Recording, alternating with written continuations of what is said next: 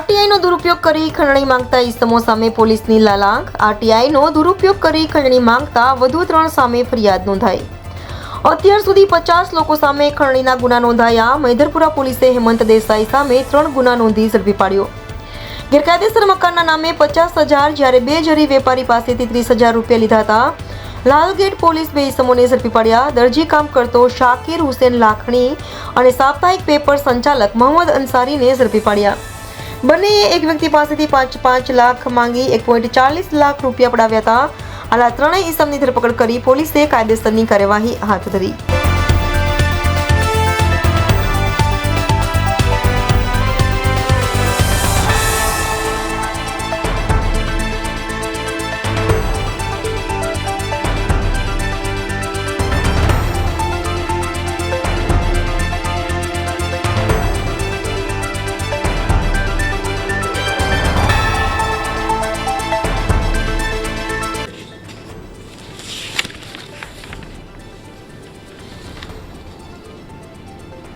આપ જાણો છો તેમ સુરત પોલીસ શહેર દ્વારા 50 કરતાં વધારે અલગ અલગ ગુનાઓ ખંડણી માટે નોંધવામાં આવેલા છે, જેની અંદર આરટીઆઈના કાયદાનો દુરુપયોગ કરી અને પબ્લિક પાસેથી ખંડણી ઉઘરાવવામાં આવતા હોય એવા ઘણા કિસ્સાઓ ધ્યાનમાં આવેલા છે। અને હવે જેમ જેમ વધુ ગુના દાખલ થતા જાય છે તેમ તેમ પ્રજાને હિંમત આવે છે અને એ લોકો પોલીસનો કોન્ટેક્ટ કરે છે અને પોલીસ એ તમામ ફરિયાદોને નોંધીને ગુના રજીસ્ટર કરી અને જે આરોપીઓ છે તેમની સામે કડકમાં કડક હાથે કામગીરી કરી રહી છે।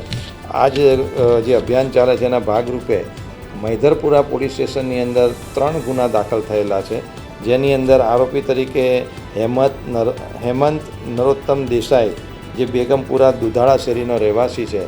આ વ્યક્તિએ અલગ અલગ 3 વ્યક્તિઓ પાસેથી ખંડણી માગેલી હતી, જેની અંદર એક વ્યક્તિ પાસેથી એણે ગેરકાયદેસર કન્સ્ટ્રક્શનની અંદર બ્લેકમેલ કરી 50,000ની માગણી કરીને 4 લાખ રૂપિયાની ખંડણી માગેલી હતી।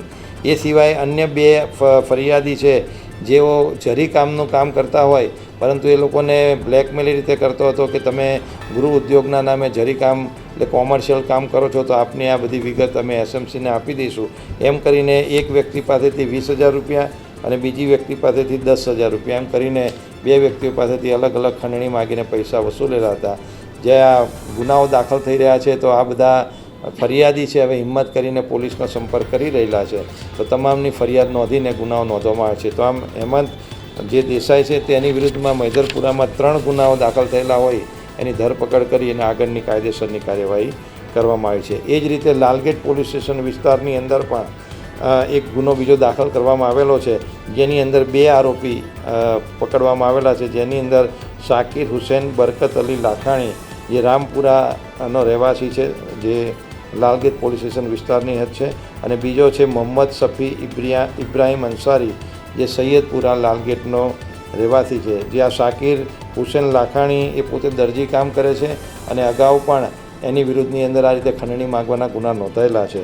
અને મોહમ્મદ શફી ઇબ્રાહીમ અંસારી એ પોતે પત્રકાર સુરત 24 સાપ્તાહિક નામનો એક સાપ્તાહિક ચલાવે છે અને આ પત્રકારના ધંધાની પાછળ રહીને આ રીતે ખંડણીઓ માગતો હતો, એ રીતની કમ્પ્લેન આવેલી હોય એ બંનેને પોલીસે અટક કરીને આગળની કાયદેસરની કાર્યવાહી કરી છે।